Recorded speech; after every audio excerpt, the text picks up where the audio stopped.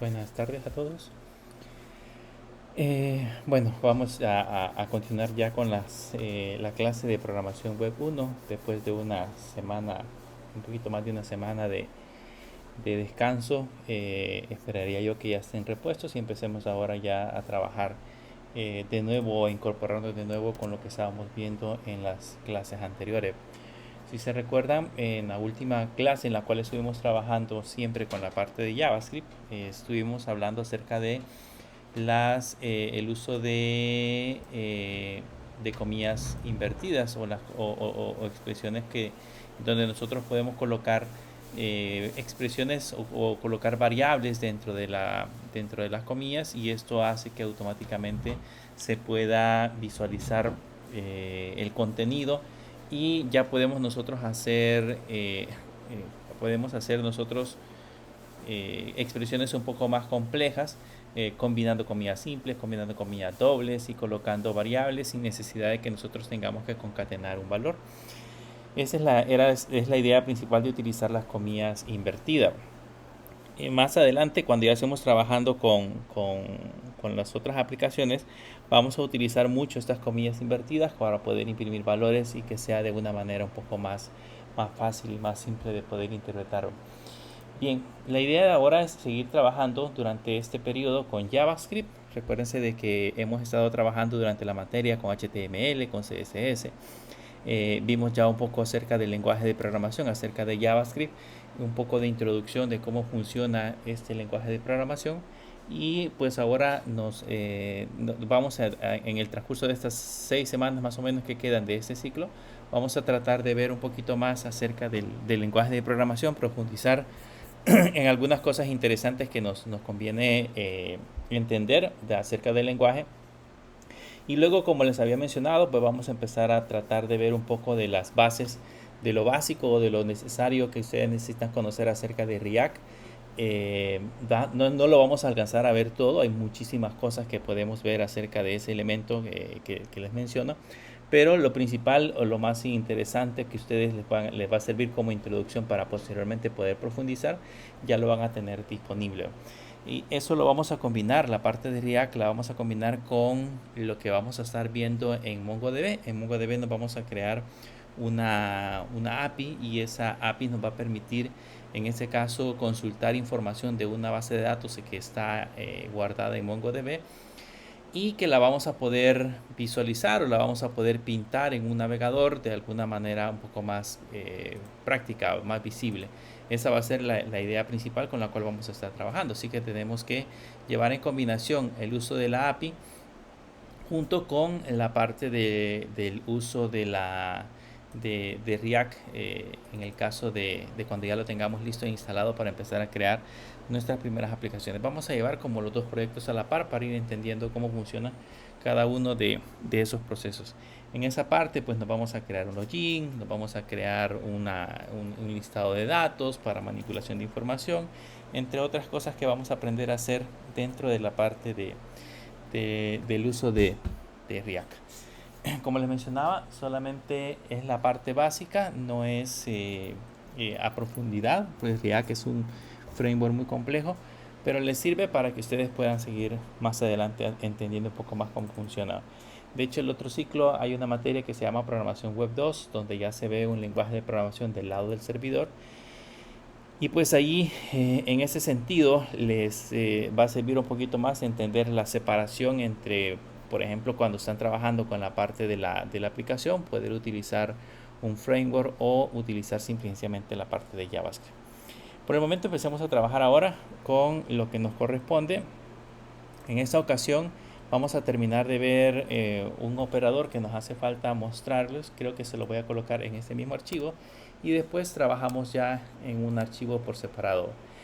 Hay un operador que se llama el operador ternario, que aunque ya lo hemos visto en algunas digas, perdón, creo que no, ahorita.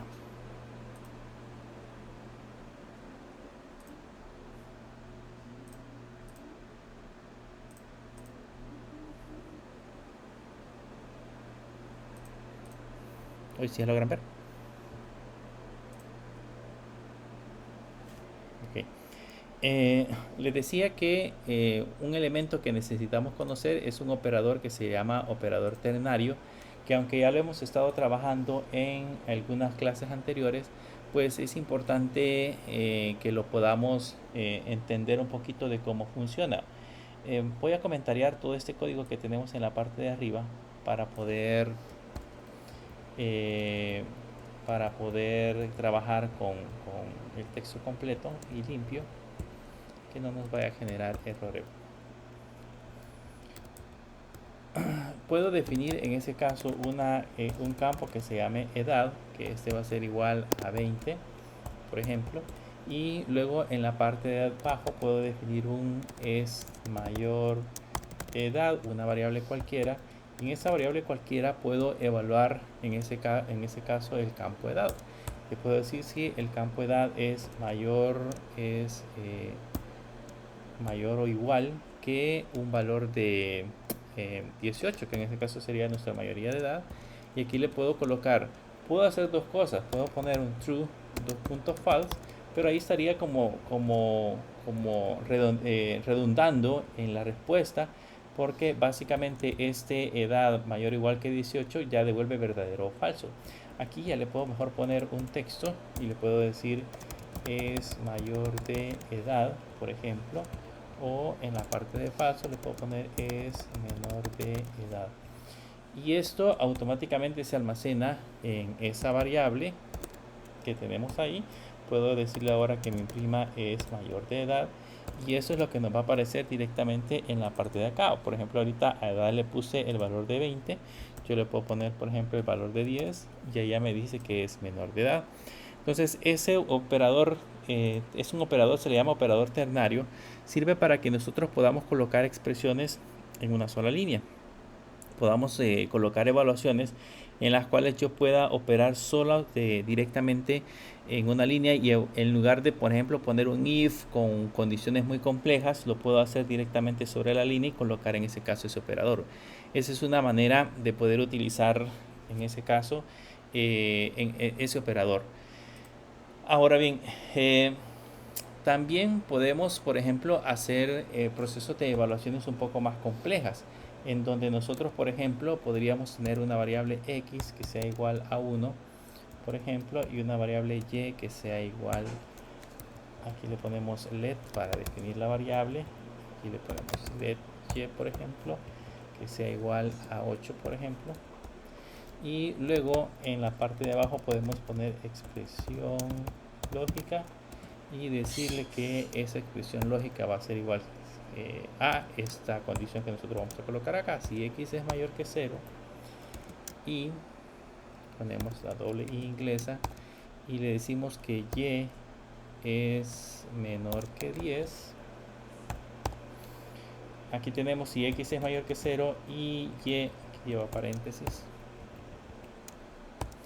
y y es menor que 10, entonces esa expresión que nosotros hemos colocado acá la podemos imprimir después dentro de la consola, y si se van a dar cuenta, eso lo que va a hacer es devolvernos un true. Básicamente lo que hace es, digamos aquí yo le pongo 0, lo que hace es evaluar ambas expresiones, y esas ambas expresiones las almacena como resultado en esta variable de acá.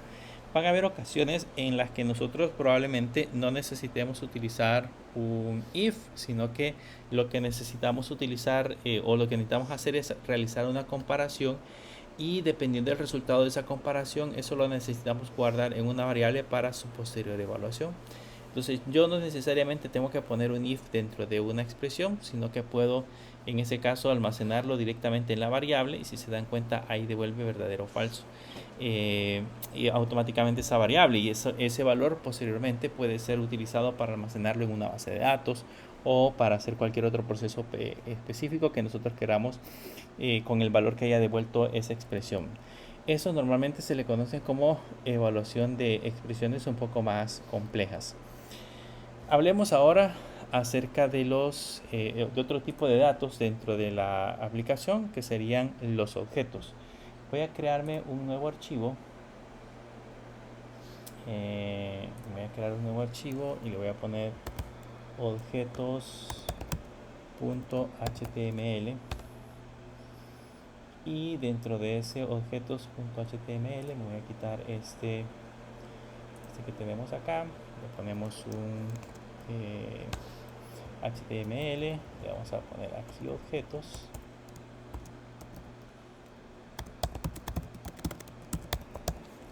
en JavaScript, y nos vamos a colocar un script para colocar allá dentro de la parte del código.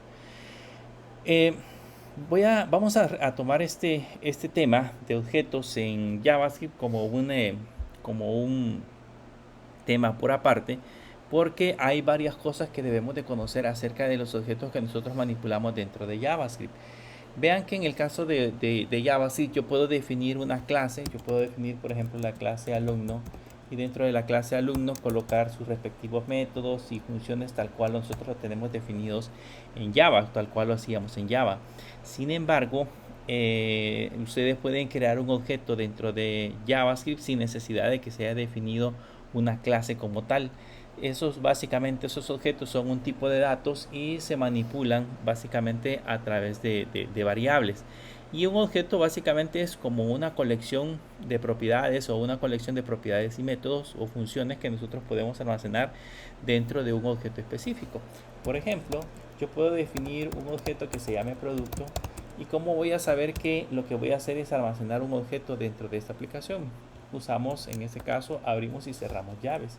Y todo lo que coloquemos dentro de las llaves van a ser para nosotros, en este caso, las propiedades. Cada vez que le pongamos producto igual y abramos y cerramos llaves, básicamente ese elemento que vamos a crear corresponde a un objeto. Si se dan cuenta, esta es la misma sintaxis que ya estamos utilizando en la otra aplicación, en MongoDB, que estamos utilizando en este caso objetos. Entonces básicamente esa aplicación ya está hecha. Entonces lo que nosotros tenemos que hacer acá es simple y sencillamente empezarla a aplicar. De hecho, los objetos JSON son objetos de JavaScript, entonces tienen como el mismo formato, el formato clave valor. Entonces aquí, ¿cómo podemos hacer? Podemos colocar, por ejemplo, las respectivas propiedades. Le coloquemos, por ejemplo, nombre, digamos que es una tablet, luego le ponemos una coma, luego le ponemos el precio, 2 puntos, digamos 300, y luego le ponemos la propiedad disponible, 2 puntos, falso. Y si se dan cuenta, esto ya para nosotros pasa a ser un objeto que tiene diferentes propiedades y puede tener incluso diferentes funcionalidades. Aquí puedo definir yo un método o una función que se ejecute directamente dentro de este objeto. Pero básicamente por el momento lo que hemos hecho es crearnos ese objeto con esas tres propiedades como tal. Se le llama objetos clave valor porque básicamente aquí tenemos el nombre del elemento de la propiedad, y posteriormente tenemos a la par definido el valor. Entonces esta es la clave, este es el valor, esta es la clave, este es el valor, y este valor que tenemos colocado acá, que es en este nombre que hemos colocado acá, este precio y este disponible, son datos que van a ser únicos. Yo no puedo repetir otra vez nombre, digamos aquí abajo volver a colocar nombre, y digamos que este se refiere a un nombre del cliente y poner Juan. Ya eso sobreescribiría o sería un error de sintaxis dentro de la aplicación. Es un elemento único. Cuando nosotros ese objeto lo mandamos por consola, le ponemos por ejemplo producto, que me imprima producto en la consola. Vamos a poner esto en el navegador y colocamos la consola.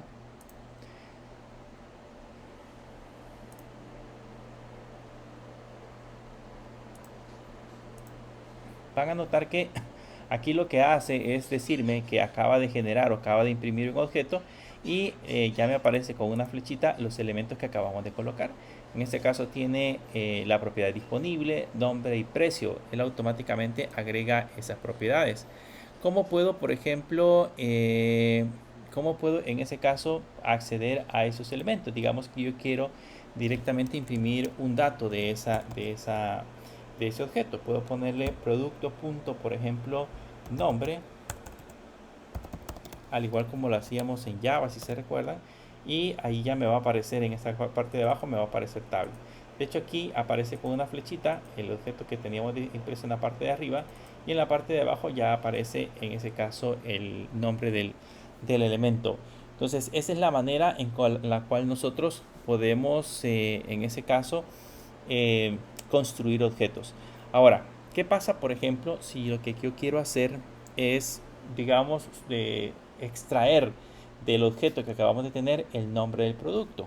Entonces, yo puedo hacer este proceso en la parte de abajo. Puedo poner un const y decirle que nombre va a ser igual a, y le ponemos producto.nombre, y luego en la parte de abajo le decimos que imprimamos su nombre. Si se dan cuenta, aquí me imprimió de nuevo tablet, que corresponde en ese caso ahora al valor de esta variable. Acabamos de crear una variable que se llama nombre, y esa variable tiene el valor de la propiedad que tenemos aquí, que se llama nombre.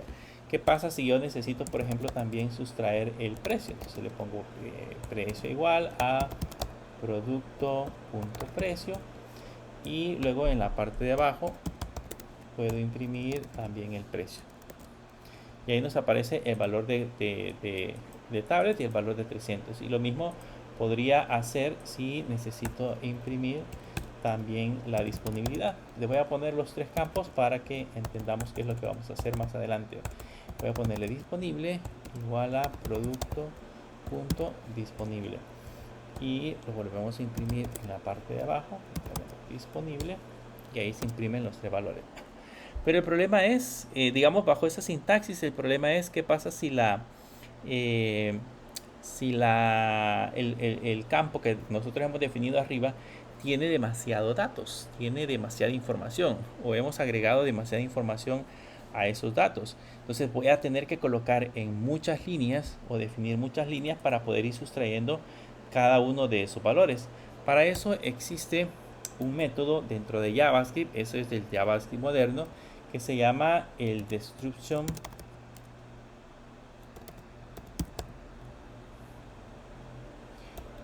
Creo que se escribe así, destruction. Lo vamos a buscar acá.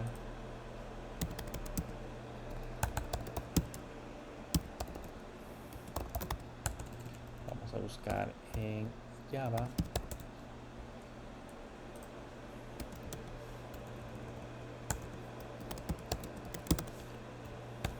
El object description se llama. Destructium es básicamente como está puesto acá. Destructoring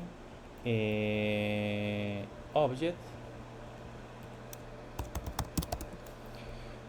Que este proceso ustedes lo van a encontrar directamente en la parte de la documentación, a qué se refiere o qué es lo que nosotros estamos intentando sacar de esta parte. De hecho, ahí hay varios ejemplos, pero lo que quiero que veamos es cómo puedo hacer para abreviar ese proceso haciendo uso de esa desestructuración. Voy a comentar estas líneas y vean, lo que voy a hacer es definir en esta parte de abajo const, o definir siempre la constante,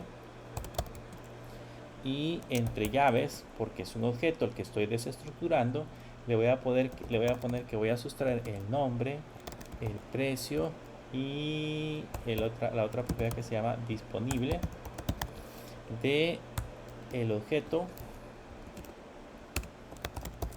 que se llama producto. Entonces, vean la diferencia entre una sintaxis y otra. El resultado sigue siendo el mismo, que me aparece tablet, me aparece 300 y me aparece falso. Son los tres valores que acabamos de colocar. La diferencia es que aquí yo tuve que colocar const nombre igual a producto.nombre, const precio igual a producto.precio, disponible igual a disponible.precio. La diferencia acá es que yo puse entre comas cada una de las propiedades. Lógicamente las propiedades sí se tienen que llamar igual, cada una de las propiedades, y le puse igual al valor. ¿Qué pasa, por ejemplo, si intentamos acceder a una propiedad que no existe? Por ejemplo, a marca. Y luego en la parte de abajo intentamos imprimir marca. Van a notar que marca aparece como indefinido porque no estaba disponible dentro del objeto que acabamos de generar. Entonces, lógicamente lo hace nada más con los nombres de los elementos que existan, y este nombre debe de ser igual al nombre de la propiedad que nosotros queremos desestructurar. Entonces, esta es la manera en la cual nosotros podemos hacer este proceso, y no necesariamente tienen que ser todas las variables. O sea, aquí yo he puesto nombre, precio.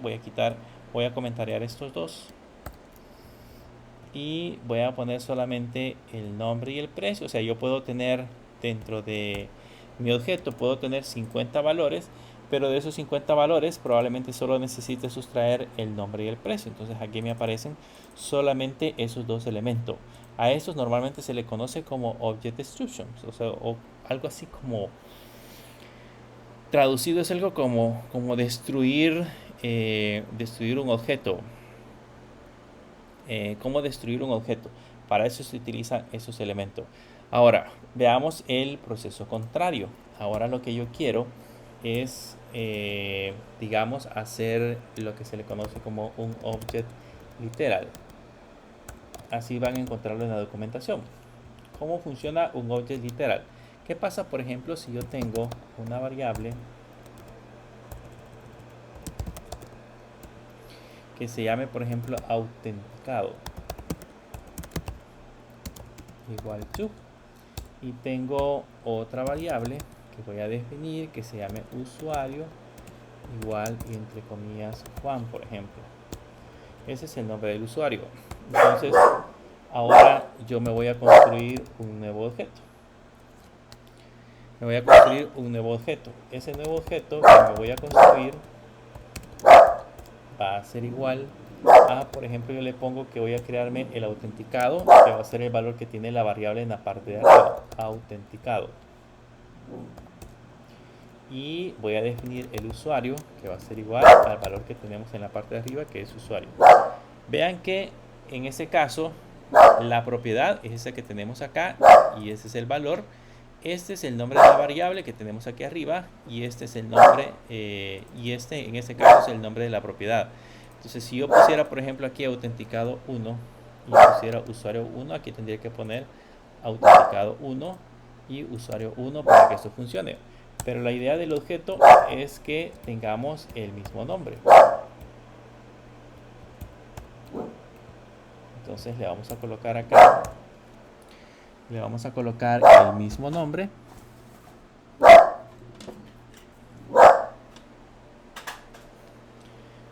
Le vamos a colocar el mismo nombre y ahí vamos a empezar a especificar en ese caso los valores. Esos nombres, la idea de esto es de que podamos diferenciar en ese caso cómo nosotros podemos construir un objeto a partir de variables, pero de una manera un poco más simple. Si lo dejamos así como está, estamos repitiendo y como les digo, por el momento solo son dos propiedades. ¿Qué pasa si son 50 propiedades las que queremos definir? Entonces es un poco más complicado. Lógicamente acá si lo imprimo no tengo ningún error. Vean, aquí puedo imprimir nuevo objeto y van a notar que aquí tengo las propiedades autenticado y la propiedad de usuario, tengo el true y tengo el valor de la propiedad usuario que se llama Juan. Pero ¿cómo puedo reducir esto? La manera de reducirlo es que si la propiedad se va a llamar exactamente igual que la variable, yo solamente puedo colocarle así. Puedo colocarle autenticado y en esta parte de acá le colocamos una coma y le puedo colocar usuario. Ahí estamos construyendo un objeto a partir de unas variables que se llaman exactamente igual que la propiedad. Y si observan, el resultado sigue siendo exactamente el mismo. Entonces yo sé que esas variables las voy a pasar literalmente al objeto que tenemos en la parte de abajo. Por eso es que lo hemos definido de esa manera, lo hemos colocado de esa manera. ¿Qué pasa, por ejemplo, si yo quiero cambiar el valor de alguna de esas propiedades? Yo le puedo poner, por ejemplo, el nuevo objeto punto, digamos que tiene el autenticado, le puedo decir que va a ser igual a falso. Y ahí automáticamente nosotros estamos cambiando en ese caso también el valor de esa propiedad. Vean que en la parte de abajo ya le pusimos que ese objeto ahora va a tener literalmente el valor de falso. Entonces con eso se pueden modificar en ese caso los valores. ¿Qué pasa, por ejemplo, si también además de colocarle el valor de una variable, le puedo colocar ahora nuevo objeto punto y digamos le pongo imagen, va a ser igual a imagen .jpg y van a notar que ahora esa propiedad, aunque no existía, ahora ya se agrega. Ahora tengo tres propiedades, tengo autenticado, tengo imagen y tengo usuario. Se agregaron las tres propiedades automáticamente al valor que nosotros habíamos definido. Esa también es otra manera en la cual nosotros podemos modificar un objeto directamente desde la parte de JavaScript. Y esto es algo muy interesante que les va a poder solucionar la vida muchas veces, porque hay objetos, por ejemplo, que son creados a partir de otras librerías de terceros. Les voy a poner un ejemplo. Estamos usando, por ejemplo, la librería para manipulación de mapas en nuestra aplicación. Cuando ustedes crean un marker, es un dibujito que se dibuja, o es un icono que se dibuja sobre el mapa, que puede tener, por ejemplo, una ubicación. Cuando ustedes dibujan un icono, ese icono básicamente es un objeto. ¿Qué pasa con ese objeto? Ese objeto tiene propiedades y métodos predeterminados que ya le asigna, en ese caso, la librería. Pero en algunas ocasiones a mí me sirve también agregar nuevos elementos o nuevas propiedades, porque necesito personalizar el funcionamiento. Por alguna razón quiero cambiar alguna funcionalidad, por alguna razón quiero hacer algún proceso diferente con ese objeto. Entonces, esta ventaja de agregar propiedades dinámicas después de haber creado el objeto, agregar nuevas propiedades, es muy útil para ese tipo de situaciones, porque yo puedo entonces cambiar el comportamiento o cambiar, digamos, la forma en cómo el objeto trabaja, gracias a que le puedo agregar nuevas funcionalidades. Esa es una ventaja muy buena en el caso de JavaScript cuando estamos trabajando. Algunos la consideran que es una mala práctica porque puedo agregar dinámicamente nuevas propiedades, pero al final de cuentas también nos ayuda al momento de construir código que sea un poquito más manejable. ¿Qué sucede si, por ejemplo, yo también necesito eliminar alguna propiedad? Digamos que necesito eliminar la propiedad de nuevo objeto. Necesito borrar la propiedad que ya creamos, que es la propiedad de imagen. Puedo utilizar el comando delete y luego, si lo mandamos a pantalla y le ponemos nuevo objeto, van a notar que ahora en esta parte de abajo ya no tiene esa nueva propiedad. La propiedad de imagen se la eliminamos en esa línea. Entonces, esta es una manera de poder agregar nuevas propiedades, y esta es otra manera de poder eliminar propiedades si fuese necesario. En ese sentido, pues hace un poquito más fácil el proceso de manipulación de los objetos, porque puedo dinámicamente agregar y puedo dinámicamente eliminar elementos directamente de esa parte. Hay otra cuestión que tenemos que ver en la parte de JavaScript. Voy a poner aquí en la documentación, hay un operador que se llama Spray Operator. Ustedes lo pueden encontrar así dentro de JavaScript, y básicamente el Spray Operator son tres puntitos, y esos tres puntitos aquí van a encontrar la manera en cómo se puede utilizar, los ejemplos directamente de la documentación de cómo se puede utilizar el Spray Operator. Pero para entenderlo mejor lo vamos a hacer acá con algunos ejemplos en esta parte de acá. Por ejemplo, tenemos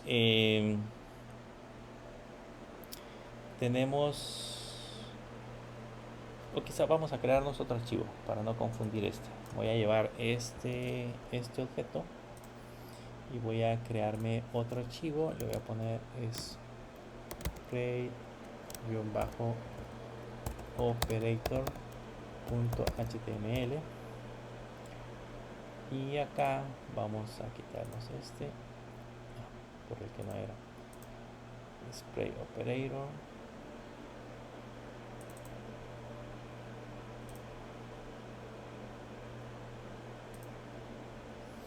Y a este Spray Operator le vamos a agregar, en este caso, HTML. Y le vamos a poner aquí Spray Operator. Y usamos un script de JavaScript para poder colocar valores. ¿Qué es lo que vamos a hacer en ese Spray Operator? Básicamente, por el momento, nos vamos a crear un objeto que sería el objeto productos. ¿Okay? Ese objeto, por el momento, digamos, tiene el producto que estamos visualizando ahorita en pantalla. Nada más, tiene ese producto. Pero resulta que yo necesito crearme un carrito, digamos, voy a poner aquí el carrito de compras, el famoso carrito de compras, en donde ese carrito de compras va a tener, por ejemplo, un campo cantidad que va a ser 1 y luego va a tener el producto. Yo podría ponerle aquí producto, que es el que tenemos en la parte de arriba, y lo puedo mandar a consola.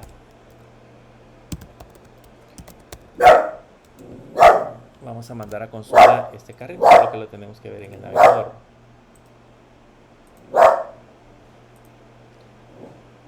Lo vamos a actualizar.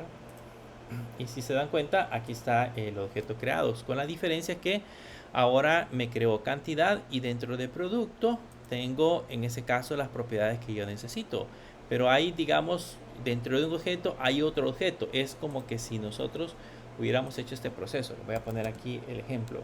Si yo le hubiera puesto 2 puntos y aquí adentro hubiera puesto otras llaves y acá hubiera creado el objeto de esta manera. Vamos a ponerle tabulación. Debería de estar así. Entonces, el problema de esto es que digamos que está un elemento dentro de otro elemento y así es como lo hemos definido. Pero probablemente lo que yo necesito es que estos elementos sean parte del carrito de compras. Digamos que disponible, nombre y precio estén al mismo nivel de cantidad. Entonces, ¿cómo puedo hacer ese proceso? Pues, digamos, si lo quisiera hacer a patita, le tendría que poner nombre. No significa que no lo podemos hacer así normal. Yo le puedo poner nombre, 2 puntos y ponerle producto punto nombre. ¿Ok? Ponerle precio, 2 puntos y ponerle producto punto precio. Coma y ponerle disponible, 2 puntos y ponerle producto punto disponible. Entonces puedo hacerlo de esa manera y voy a obtener este resultado. Aquí ya tenemos el objeto armado y tenemos la cantidad disponible que es falso, dice, y nombre que es tablet y el precio que es 300. Hasta ahí no funciona sin ningún problema. Pero se dan cuenta, he escrito 3 líneas de código. Entonces, ¿qué hace el Sprite Operator? El Sprite Operator lo que va a hacer es reducirnos estas líneas de código. Voy a borrar o voy a comentariarlas quizás para que nos quede como ejemplo. Voy a comentariar estas líneas y lo único que voy a hacer es agregar el Sprite Operator después de la coma. Ahora la voy a borrar para que se vea, para que quede más legible. Después de la coma, yo necesito agregar las otras propiedades. Entonces le voy a poner 3 puntos, 1, 2, 3. Ese es el Sprite Operator y después le pongo producto. Y si se dan cuenta, el resultado ahora es exactamente el mismo. Tengo cantidad, disponible falso, nombre tablet y precio 300. Es exactamente el mismo código que habíamos escrito previamente. Si lo reviso, estas son las 3 líneas de código que tenemos en la parte de acá escritas. Y si lo regresamos, es más simple de esta manera. Entonces ahí si se dan cuenta, solamente he colocado punto, punto, punto o producto y automáticamente expande, o él lo que hace es entender que lo que yo quiero hacer es agregar las 3 propiedades que tiene productos al objeto que se llama, en ese caso, carrito. Esa es una manera de poder, en este caso, manipular los objetos. ¿Por qué hemos hablado un poco acerca de estos elementos dentro de JavaScript? ¿Por qué le hemos puesto tanto énfasis a la parte de los objetos? Porque básicamente todos los elementos con los cuales vamos a estar trabajando más adelante dentro de JavaScript básicamente son objetos. Entonces toda la lógica que manejamos generalmente es manipulación de este tipo de elementos. Lógicamente nos creamos variables, nos creamos todos los elementos que ya vimos anteriormente, de los cuales hemos estado trabajando, pero en muchas ocasiones la fuente de datos o la parte de manipulación de información más importante la hacemos a través de objetos. De hecho, si consultamos información a una base de datos y luego esa base de datos nos la extraemos directamente para JavaScript, la manera de poder manipular esos datos o esos documentos, imagínense si hablamos de MongoDB o si hablamos de registros de una base de datos, la manera de poder manipularlos es convirtiéndolos a objetos. Entonces vamos a tener elementos donde vamos a tener una clave y posteriormente vamos a tener un valor, que es una combinación de ambos. Pero adicional a los objetos hay otro tipo de datos muy interesante que también tenemos que aprender a manipular. Voy a crear otro archivo para ese tipo de datos. Ese tipo de datos se llama los arrays. Le voy a poner arrays.html y voy a quitar el Exploit Operator y vamos a hablar acerca de arrays. Creo que el concepto de arrays, pues no hay mucho que definir acerca de él. Un array básicamente es un elemento que está compuesto por diferentes elementos, o es una agrupación de elementos. Yo siempre les pongo el ejemplo: ¿qué pasa si yo necesito definir, por ejemplo, los datos de un alumno? Digamos, necesito generar 20 nombres de alumnos. Entonces, si lo hacemos de manera normal, haciendo uso de script de JavaScript, pues yo tengo que definir un nombre 1 igual a, por ejemplo, Juan. Luego tengo que definir un nombre 2 igual, en este caso, Pedro. Y así sucesivamente hasta llegar a los 20 nombres con los cuales vayamos a trabajar. Ese es un problema porque, pues, si son 50 nombres, voy a tener que definir 50 variables con esos valores. Y después imprimirlos también va a ser un lío, o tener acceso a cada uno de ellos. Para eso, en lugar de tener, eh, tener varios elementos o varias variables, se utiliza una sola variable y se agrupan todos los elementos dentro de esa variable. Y se identifica cada uno de los elementos a través de una posición. ¿Cómo se definen los arrays en JavaScript? Y vamos a hablar de las diferentes formas de definirlos y las diferentes formas de manipularlos, porque eso va a ser la base para que podamos trabajar también con estas combinaciones. Un array puede contener un conjunto de cadenas de caracteres, puede contener un conjunto de números, o incluso puede estar compuesto por diferentes objetos. Pero pongamos el ejemplo. Voy a definirme, en este caso, el array más simple. Voy a crearme un array que se llame números.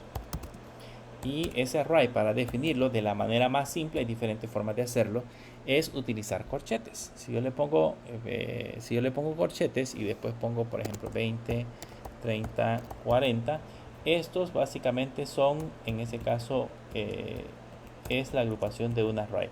Este array está compuesto por 3 elementos. En ese caso sería el elemento 0 tendría el valor de 20, el elemento 1 tendría el valor de 30 y el elemento 2 tendría el valor de 40. Si yo imprimo ahora estos valores en la consola y le pongo números, van a notar que ahora, bueno, aquí tengo que abrirlo en el servidor.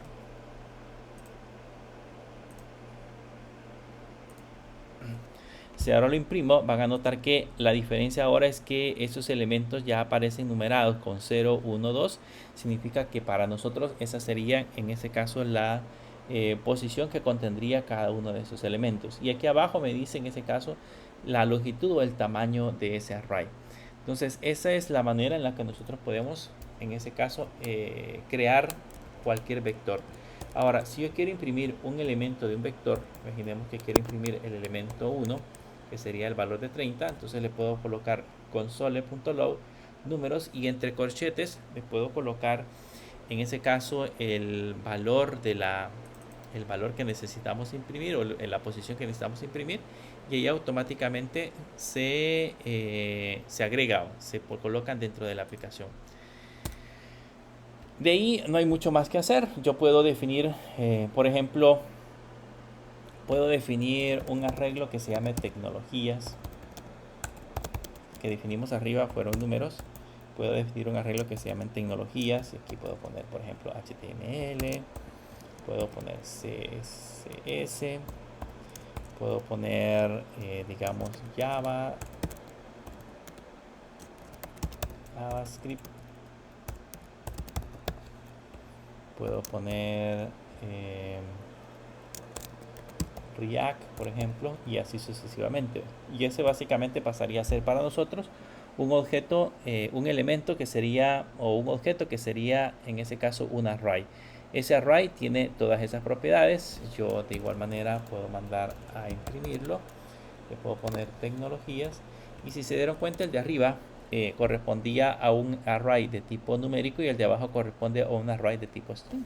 Sin embargo, yo puedo hacer combinaciones y esa es una de las cosas que critican un poco la parte de JavaScript. Porque por ejemplo aquí yo le puedo poner 300.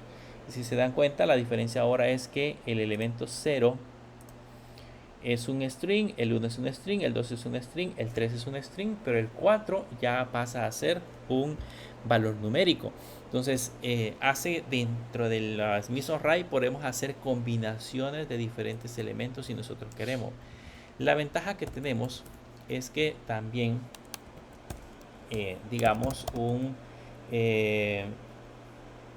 array puede estar conformado incluso por objetos. Yo le puedo colocar igual, abrimos llaves y acá puedo colocar en la siguiente línea, puedo colocar un objeto. Por ejemplo, va a tener nombre, que en ese caso le ponemos 2 puntos, entre comillas Juan, coma, va a tener una edad, 2 puntos, 25 por ejemplo, y va a tener una dirección, y entre comillas le ponemos Santa Ana. Ok, ese es un objeto, le coloco una coma y abajo puedo definir de nuevo otro objeto. Entonces puedo poner de nuevo nombre, 2 puntos José, por ejemplo, entre comillas. Puedo definir la edad de José, que serían 67, 57, 50 la vamos a poner, 50, y así lo puedo dejar de esa manera. Y eso para nosotros pasaría a ser también un array compuesto de objetos, digamos alumnos, aunque un alumno de 50 años ya es un poco raro, vamos a poner 30. Y si se dan cuenta, aquí me imprime el objeto que acabamos de generar. Dice que el elemento 0 es este objeto y el elemento 1 pasa a ser este objeto. Y si yo le doy clic a la flechita, pues ahí ya puedo ver el contenido del objeto en la primera posición y puedo ver el contenido del objeto en la segunda posición. Así que puedo no solamente, en este caso un array no solamente puede estar compuesta de valores simples, sino que también podemos agregar una composición de objetos mismos dentro de ese mismo array. Entonces ahora ese array contiene incluso los objetos que ya hemos estado viendo en las clases anteriores. Ahora bien, a este que se llama tecnologías, yo le puedo agregar, digamos, otra tecnología. Imagínense de que ahorita tiene la posición 0, 1, 2, 3. Entonces necesito ahora agregarle a tecnologías en la posición 4, necesito agregarle un elemento. Entonces para agregarle un elemento le puedo poner entre comillas, por ejemplo, NES, y luego mandar a imprimir ese objeto que se llama tecnologías. Y si se dan cuenta, aquí ya aparece ese nuevo objeto, el objeto que acabamos de generar. En este caso ya dice que está en la posición 4 y se llama NES. ¿Qué pasa, por ejemplo, si yo intento acceder a la posición número 10? Por ejemplo, ¿cuál es la diferencia ahora? Si yo lo muestro, vean que la longitud me dice que tengo 11 elementos. Sin embargo, nosotros sabemos que dentro del elemento solamente hay 1, 2, 3, 4, 5. Bueno, le puse NES al otro. Le vamos a poner Vue.js, por ejemplo. Y si se dan cuenta, ahora tengo el array con HTML, CSS, JavaScript, React, NES y Vue.js. Pero de aquí, de la posición 4, se salta hasta la posición 10. Y de hecho la longitud del elemento me dice que son 11. La diferencia es que el elemento 5, el elemento 6, el elemento 7 no existen. Ese es el único detalle. Entonces yo puedo, en ese caso, agregar diferentes elementos haciendo uso de la posición, pero tendría que saber cuál es el último elemento que nosotros acabamos de agregar. Sin embargo, yo puedo utilizar, por ejemplo, de tecnologías, puedo utilizar una función que se llama push, y en esa función que se llama push, o en ese método o esa función que se llama push, le puedo colocar el nombre de la nueva tecnología. Y si se dan cuenta, ahora los elementos ya se agregaron al final. Vue.js ya apareció en la quinta posición, a diferencia de como lo teníamos en las otras anteriores. Entonces ya aparece agregado acá al final en la última posición, tan como que si nosotros lo hubiéramos agregado previamente. Ahora, puedo utilizar en esta parte de acá el spread operator, que es el que vimos en el ejemplo anterior, los tres puntitos. ¿Cómo funciona con los tres puntitos en este caso para poder agregar elementos? Pues para hacerlo, imagínense que lo que yo necesito es agregarle una nueva tecnología. Ya lo hicimos con el push, ya agregamos en ese caso Vue.js, pero ahora yo necesito a tecnologías, necesito agregarle con el Spray Operator, necesito agregarle otro elemento más. Entonces le puedo poner punto, punto, punto y le agregamos tecnologías. Y ahí le decimos de que los primeros tres elementos, los primeros elementos que va a tener nuestro vector, van a ser los que ya tiene originalmente tecnología. Entonces digamos que ahorita tiene HTML, CSS, JavaScript, React, Nest y Vue.js. Luego le pongo una coma y le digo que le voy a agregar uno más, que sería por ejemplo Angular. Y ahí van a notar que, perdón, pero para que eso suceda tenemos que definir esto como let. Si no, no lo agregado. Entonces, ahora que ya tenemos agregado, van a notar que ¿cuál agregamos? No lo impreso. Le voy a poner un CLG, aquí en las tecnologías.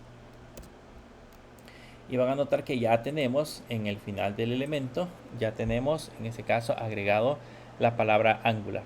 Entonces ya agregó al final de las tecnologías, al final del último elemento, otra forma de poder agregar datos a un vector. Una forma es utilizar el método push y la otra forma es utilizar el spread operator, que son los tres puntitos que previamente ya habíamos visto cómo funciona. Entonces las dos formas son válidas. La diferencia entre uno y otro es que este de aquí arriba hace que este objeto sea un objeto mutable. Eso significa de que digamos de que trabaja, si se dieron cuenta con este que teníamos acá, yo no necesité cambiar el tipo, lo dejé como coms y me lo agregó sin ningún problema. Sin embargo, aquí ya necesito que el objeto sea mutable. En este puede ser un objeto inmutable, aquí necesita ser un objeto mutable. Entonces, cuando se hace un objeto inmutable, o ya puedo cambiar ese objeto, entonces ya puedo hacer ese proceso. Esa es la diferencia. En otras palabras, para hacerlo más simple, con este método push, solo necesito que esté definido como coms. En este método que tenemos el spread operator, yo necesito que esté definido como let. Con esa manera que acabamos de hacer, le agrego un elemento al final. Pero ¿qué pasa si yo quiero agregárselo al principio? Para agregárselo al principio, le puedo poner tecnologías igual, abrimos y cerramos llaves y pongo el primer elemento que quiero agregar, que en este caso sería, digamos, TypeScript. Quiero agregar TypeScript y luego los siguientes elementos le pongo punto, punto, punto y le pongo que me agregue lo que ya tiene tecnologías. Y mandamos eso a imprimir a la consola. Y si se dan cuenta, ahora TypeScript ya aparece al inicio. Aparece al inicio de los elementos que habíamos agregado. Ya tiene TypeScript, aparece HTML, CSS, JavaScript, React, Nest, Vue.js y Angular. Pero apareció al inicio. Esta es una manera también de la cual nosotros podemos agregar elementos. Digamos que es una manera más elegante y más novedosa, si lo queremos ver de esa manera, por las nuevas tendencias o el nuevo operador Spirit Operator que se ha agregado en las nuevas versiones de JavaScript. ¿Qué pasa si, por ejemplo, yo quiero eliminar un elemento? Puedo ponerle tecnologías punto, y hay un método que se llama Chief, y ese método que se llama Chief me permite en este caso eliminar el primer elemento que tengamos dentro del vector. Si ahora yo lo mando a imprimir y le pongo tecnologías, van a notar que TypeScript, que era el primero que habíamos agregado al principio, ya no aparece. Esa es una manera en la cual nosotros también podemos hacer el proceso de eliminación. Hay otra manera un tanto más no elegante, si lo queremos ver de esa manera, sino un poco más, no compleja, sino utilizando métodos más recientes que tiene Java, que tienen los elementos. Yo puedo, digamos, definir una nueva variable que se va a llamar tecnologías 2 y este va a ser igual a tecnologías.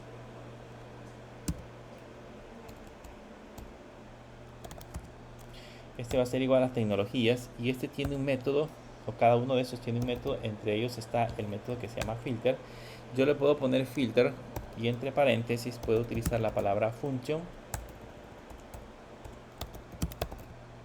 y en ese function, por ejemplo, le puedo poner que voy a colocar el operador t o la variable t, abro llaves, y si se dan cuenta, lo que estoy haciendo acá es internamente ejecutando una función.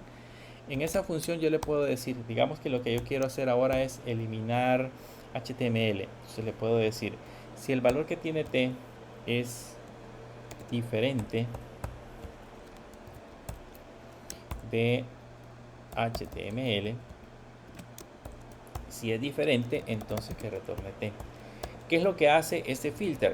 Lo que hace este filter, esta función, este elemento es recorrer un vector, como que si usáramos un comando for, recorre un vector y devuelve una copia del vector, pero filtrada. La diferencia ahora es de que, digamos, yo he puesto aquí adentro una condición en donde le decimos que lo que me va a almacenar en tecnologías 2 va a ser todos los elementos excepto el que tenga HTML. Cuando encuentre aquí un t que sea igual a HTML, va a ignorar esta condición y no va a hacer nada. Por lo tanto, no lo va a agregar. Pues básicamente estoy devolviendo un vector filtrado. Entonces, si ahora le pongo que me imprima tecnologías 2, van a notar que tecnologías 2 ahora ya aparece como un elemento sin HTML. Esa es otra manera. Yo puedo eliminar aquí HTML, puedo eliminar React, puedo eliminar el que se me ocurra. Esa es una manera en la cual nosotros podemos, en ese caso, cambiar o en ese caso modificar un elemento. Digamos que de este tecnologías 2 yo necesito, o de tecnologías, que es el que teníamos definido en la parte de arriba, voy a definir a este como un let para que lo podamos modificar más adelante. En tecnologías que ya lo teníamos definido previamente, yo quiero cambiar, quiero ver cuántos definimos tecnologías, aquí fue al anterior. Digamos que en tecnologías yo quiero cambiar la posición 4, que sería NES. La posición 4 dice NES, yo quiero cambiarla por una nueva tecnología que se llama NEXT. Entonces, ¿cómo puedo hacer para cambiarlo? Bueno, la forma más práctica, digamos, es ponerle tecnologías. Como esa es la posición 4, yo le puedo poner la posición 4 igual y decirle que la tecnología por la que lo vamos a cambiar es por la tecnología que se llama Next.js. Entonces, si ahora lo guardo y lo imprimo, e imprimimos tecnologías, vamos a notar que en la posición 4, donde teníamos Next, ahora se llama Next.js. Entonces, significa que ya se sustituyó en ese caso ese valor. Esa es una manera de hacerlo. Eso lo hacemos normalmente con objetos que son de tipo inmutables, o inmutables, perdón. Pero ahora, si yo quiero hacerlo de otra manera, digamos utilizando nuevas funcionalidades que tiene, en ese caso JavaScript, también lo puedo hacer de esta manera. Puedo ponerle tecnologías 2. Arriba lo tenemos como Next, ahora lo vamos a cambiar o lo vamos a devolver a Next.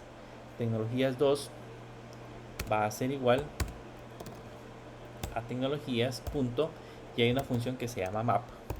La función map, igual que el filter, lo que hacen es que devuelven una copia del vector original, solo que la función filter lo que hace es devolver una copia filtrada, y la función map lo que hace es devolver una copia completa. O sea que si el elemento tiene 10, si el vector tiene 10 elementos, me devuelve un vector con 10 elementos.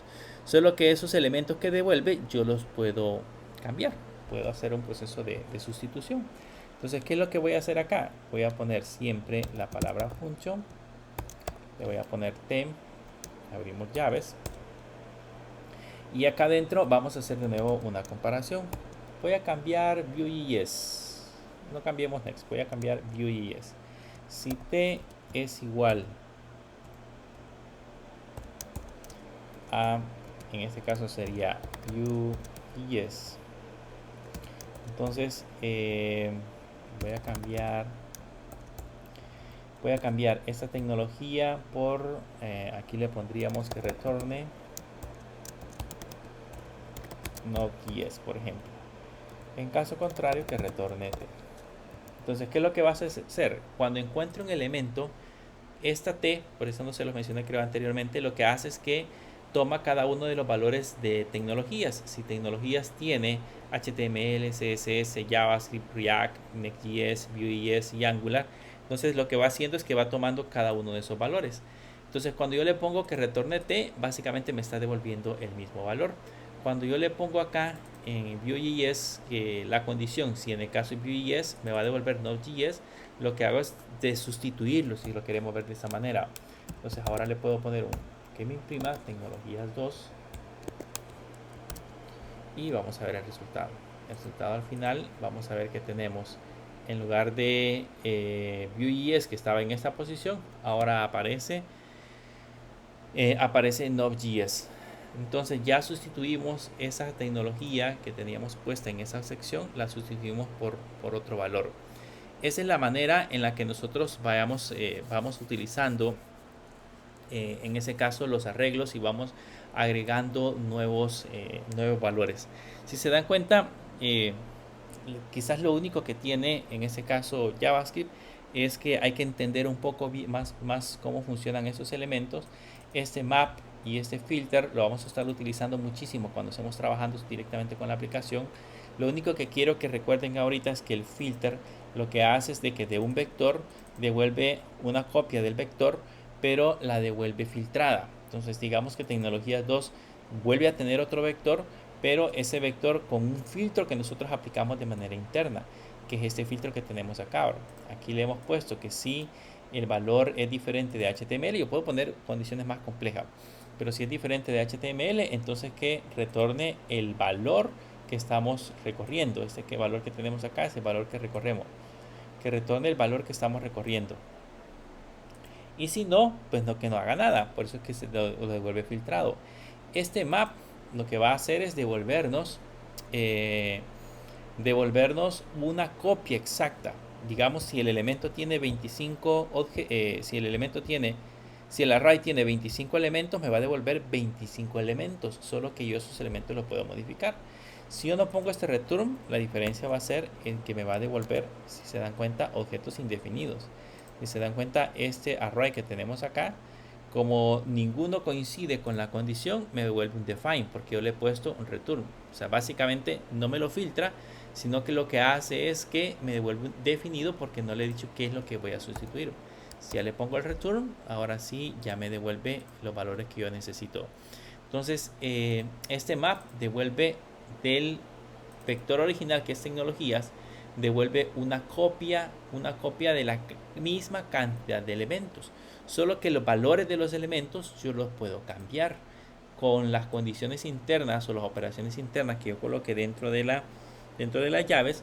Yo puedo cambiar ese valor, puedo sustituirlo, pero la copia siempre va a ser con la misma cantidad de elementos. Si tiene 15 elementos, me va a devolver 15 elementos como tal. Veamos ahora cómo funciona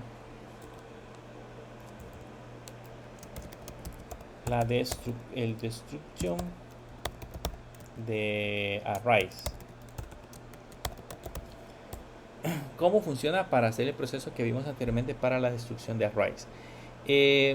Ya vimos que para hacer el proceso de destrucción de arrays, yo puedo decirle, por ejemplo, que me cree una variable que se llame, creo que React está en la posición 3, que se llame React, va a ser igual, y le puedo poner que esto es igual a tecnologías, y tecnologías está en la posición, React está en la posición 3, ¿ok?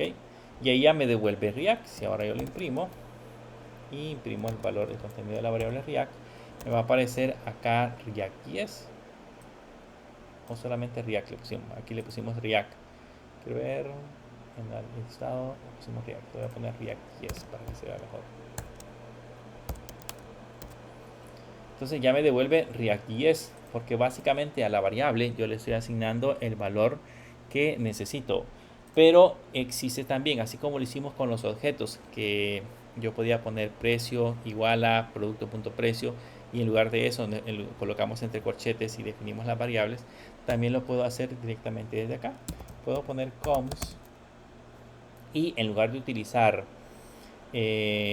llaves, utilizamos corchetes, y en esos corchetes colocamos, por ejemplo, las variables. Yo voy a poner, según el listado, el último listado que tenemos,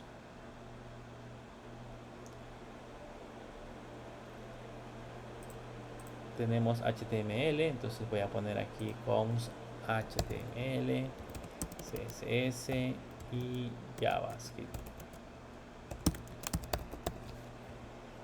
Va a ser igual a tecnologías. Y luego en la parte de abajo imprimimos HTML, imprimimos CSS e imprimimos JavaScript. Y si se dan cuenta, logramos obtener los valores. ¿Okay? Logramos obtener HTML, CSS y JavaScript. Pero ¿qué pasa, por ejemplo, si aquí yo en lugar de HTML le pongo next? En esta parte de acá le pongo next, por darles un ejemplo. Vean que al final de cuentas este next o el nombre de la variable no funciona igual como lo hacíamos con los objetos. En los objetos teníamos que colocar, para hacer el proceso de destrucción de objetos, teníamos que colocar el mismo nombre de la propiedad entre llaves para que pudiera extraer el valor. Pero sin embargo aquí estamos sustrayendo la posición. Entonces aquí le digo, esta es la posición 0, la posición 1, la posición 2 y así sucesivamente.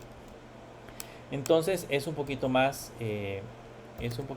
complicado si lo queremos ver de esa manera, porque vamos a extraer directamente la parte de la posición. Entonces yo tengo que estar seguro que aquí en esta variable me va a guardar la posición 1 de tecnologías. Aquí me va a guardar la posición 0 de tecnologías, posición 1, posición 2, que serían los valores. Así que tengo que pensar más o menos en las variables, el nombre de variables que le voy a asignar. ¿Qué pasa, por ejemplo, si lo único que yo quiero hacer es sustraer React? Voy a comentar esto de acá. Digamos que lo que yo necesito es sustraer React. Entonces le voy a poner coms, abro corchetes y digamos que lo que yo quiero hacer es sustraer React de tecnologías. Si lo dejo así como está,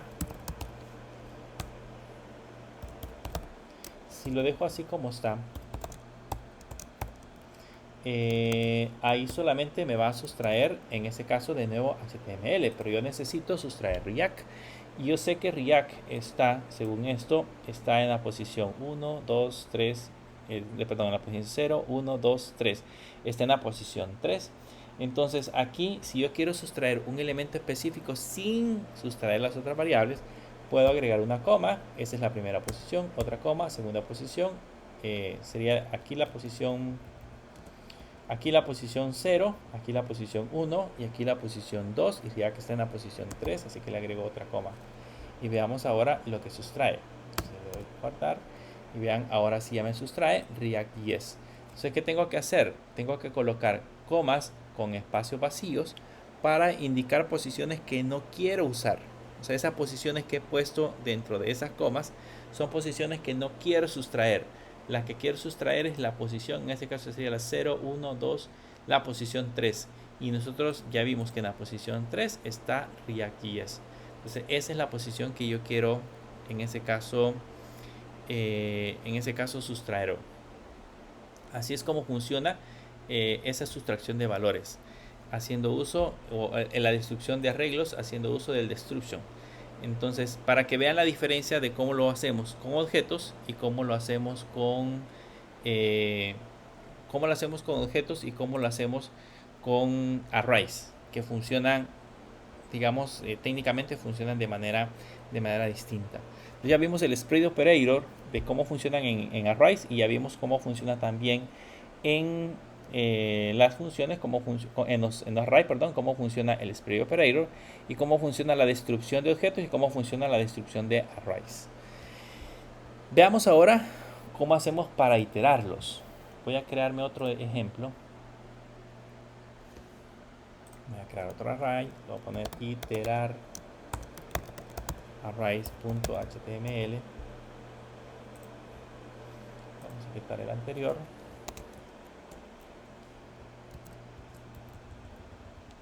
Y aquí le vamos a poner iterar arrays.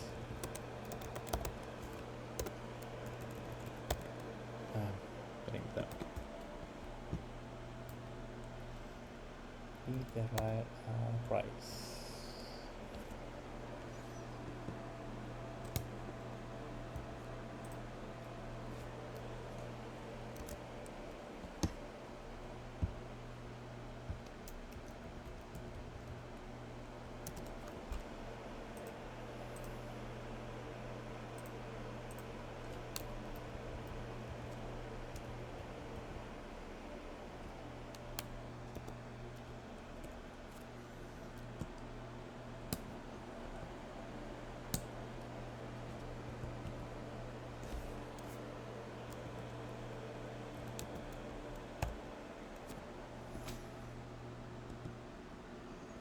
Tengo una tecla que está pegada.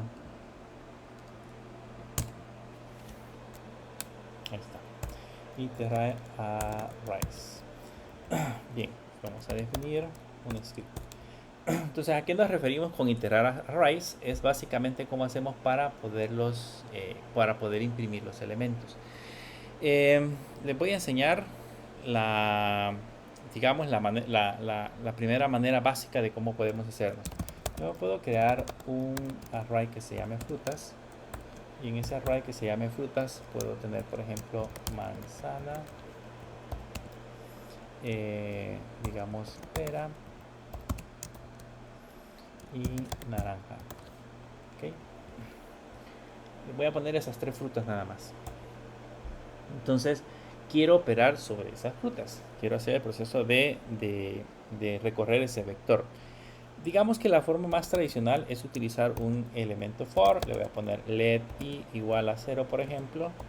Luego le ponemos un punto y coma, y aquí adentro le voy a poner que i, ¿cuántos elementos tiene? Sería 0, 1, 2 elementos, mientras i sea menor que 3, que sería la cantidad de elementos totales.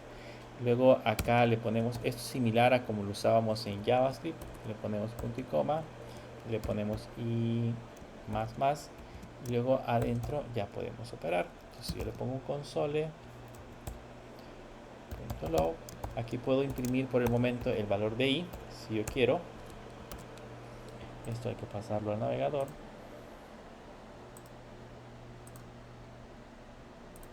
Y vean, ahí me aparece 0, 1, 2, que es los valores que yo necesito. Sin embargo, si yo quiero iterar frutas, entonces le puedo poner frutas, abrimos corchetes y ahí le ponemos la variable i. Y ahora ya colocamos los valores que le acabamos de mencionar. El problema es que, ¿qué pasa, por ejemplo, si yo agrego otra al vector, le agrego otro elemento, le pongo uvas, por decirles algo, voy a poner uvas, lo vamos a poner así. Entonces cuando lo itero, vean que solamente me puede iterar manzana, pera y naranja, porque no tomo en cuenta el siguiente valor. O sea, yo tendría que ponerle aquí 4 para que ahora me itere uvas y ya me aparezca en ese caso uva. Para que funcione debería de agregar el elemento 4, pero pues lógicamente cuando estamos trabajando con aplicaciones eso no debería de ser así, ¿verdad? Nosotros deberíamos de ser capaces de poder iterar elementos que se modifiquen en su tamaño de manera dinámica, no de manera estática. ¿Cómo podemos hacer ese proceso? Pues frutas, si se dan cuenta, tiene un elemento o una propiedad que se llama length, que es la que determina el tamaño del vector. Yo le puedo poner ahora que me recorra de la variable del vector que se llama frutas, me recorra todos los elementos, y si se dan cuenta ahora sí ya incluye frutas. Entonces hasta ahí estamos bien. Acabamos de hacer el proceso para que me pueda recorrer en ese caso el vector mismo, para que pueda recorrer el vector mismo. Pero ¿qué pasa en este mismo ejemplo? ¿Qué pasa si yo pongo frutas y le pongo, digamos que en la posición 10 me agregue otra fruta, digamos mango?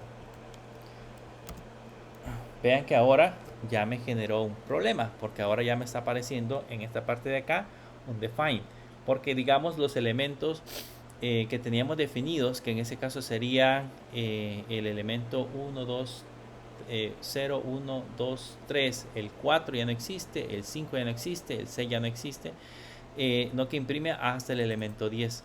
Entonces ese problema se ha generado porque este array ahora nosotros lo hemos cambiado, le hemos puesto una posición dinámica y este len lo que devuelve es un valor de 11. Entonces, ¿qué puedo hacer en ese caso? ¿Qué puedo hacer para recorrer ese vector? ¿Hay alguna otra manera de poder hacerlo para evitarnos este problema que nos acaba de generar? Sí, ¿verdad? Para eso vamos a utilizar la función que se llama for each, que es con una E mayúscula, que es una función propia de los vectores. Yo le puedo poner frutas.for each en esta parte de acá, y luego en la parte interna puedo crearme una función y en esa función le puedo poner un valor. Si afuera se llama frutas, aquí le puedo poner fruta al valor que quiero recorrer. Luego abrimos llaves. Vean que con este for each es lo mismo que vamos a hacer con el for. Voy a crear un bucle que me permita recorrer o ejecutar este varias veces, imprimiendo cada uno de los valores que nosotros recorremos. Cuando tiene 0, imprime manzana. Cuando tiene 1, imprime pera. Cuando tiene 2, naranja. Y cuando tiene 3, manzana. Entonces está iterando. Y en la parte de acá va a hacer lo mismo. Va a iterar sobre cada uno de los elementos y a la variable fruta que tenemos acá le va a asignar ese valor. Entonces aquí le puedo poner un CLG y le puedo decir que me imprima fruta. Y van a notar que en la parte de abajo ya me imprimió mango, manzana, pera, naranja, uvas y mango. Y no me aparece, bueno, empezamos por manzana. Y no me aparece, empezamos por manzana. Y no me aparece ningún define. Con este for each me quité este problema que teníamos en la parte superior. Voy a comentariarlo para que veamos cómo se muestra en la parte inferior. Para que veamos una sola y vean que aquí me aparece manzana, pera, naranja, uvas y mango. O sea que está funcionando sin ningún problema. Está funcionando directamente en la parte de la aplicación. Directamente en la parte del for each, de recorrer cada uno de los elementos. Les había mencionado que yo puedo hacer el proceso de duplicar, en ese caso, ese objeto. Entonces yo le puedo poner aquí en la parte de abajo, por ejemplo, puedo crearme un array map para que entendamos muy bien cómo funciona. Le puedo poner frutas.map y le puedo poner adentro function y le puedo poner fruta y abro llaves y acá le puedo poner que retorne fruta. Y si ahora mando a imprimirlo y le pongo array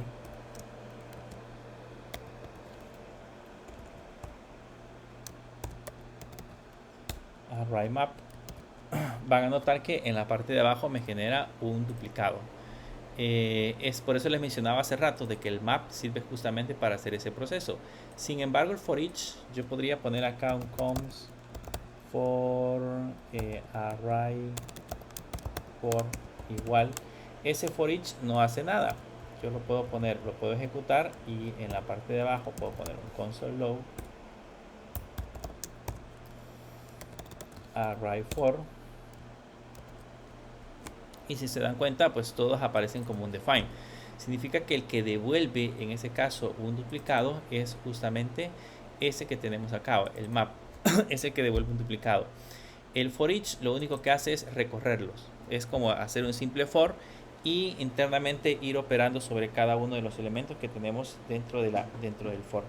Esa es la diferencia, digamos, si queremos manipularlos directamente con el for. Si los queremos manipular con el map, pues este lo que hace es generar un duplicado. Si lo quiero usar con el filter, pues ese lo que hace es generarme en ese caso un duplicado pero filtrado. Aquí hay varias funciones. Si ustedes le dan clic a la flechita y se van a la sección que dice prototype, van a notar que aquí hay un montón de funciones que se pueden utilizar para poder manipular los vectores. Aquí está el fill, el filter, el find index, el find last index, flat map for each, el join, case, etcétera, etcétera. Hay un montón de funciones que trabajan directamente sobre los arrays. Así que yo puedo venirme a esta sección, buscar alguna de las funciones que aparecen acá, ir a la documentación y verificar cómo funcionan directamente en la documentación, si yo así lo deseo. Por último, hay una manera, una forma simple de recorrer un vector que casi no se utiliza, pero pues no está de más que ustedes sepan cómo funciona.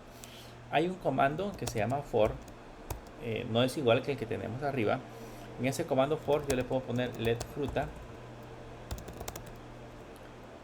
of frutas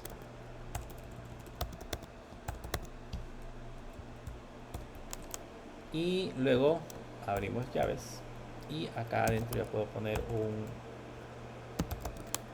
console log fruta, y es otra manera de poder recorrer en ese caso un vector. Si se dan cuenta, aquí en la parte de abajo, en el let fruta, empezó a recorrer el vector, solo que la diferencia es que este sí recorre. Voy a quitar este. Aquí me recorrió los indefinidos, es básicamente como el for que teníamos en la parte de arriba. Entonces funciona exactamente igual. Bien, no sé si tienen preguntas, dudas con respecto al uso de los vectores.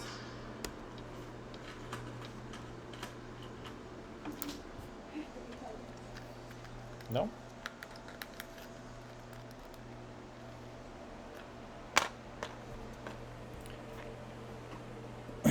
Bien.